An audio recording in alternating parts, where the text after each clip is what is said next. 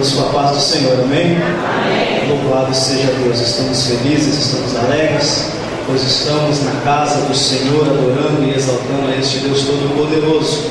Aproveitando que os irmãos estão de pé, abra comigo a sua Bíblia no livro de Salmos, 119, verso 25, aonde está relacionado o tema deste congresso, aonde Deus revelou o coração desses jovens para estar colocando como tema desta festa que estamos participando aqui nesta noite.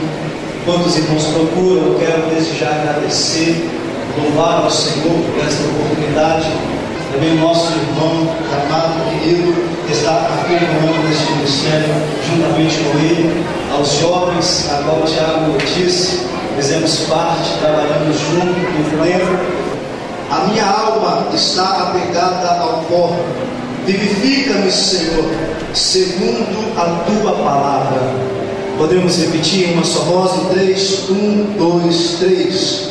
A minha alma está apegada ao pó. Vivifica-me.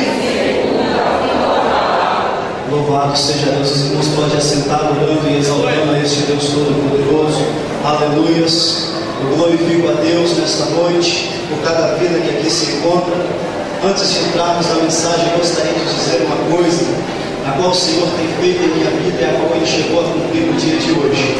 Há 5 anos atrás, exatamente 5 anos atrás, pela primeira vez na minha vida eu vesti um terno. Ainda não estava firme na presença do Senhor, ainda não tinha visão daquilo que Deus tinha para fazer na minha vida. Mas visitei esta igreja, visitei este congresso dos jovens. E quando eu coloquei o pé na porta da igreja, eu virei para as pessoas que estavam do meu lado e disse: olha, eu não sei quando, mas eu ainda vou pregar neste congresso. Passaram-se 1 ano, 2 anos, 3 anos, 4 anos, hoje fazendo 5 anos, o Senhor está cumprindo aquilo que Ele colocou no meu coração.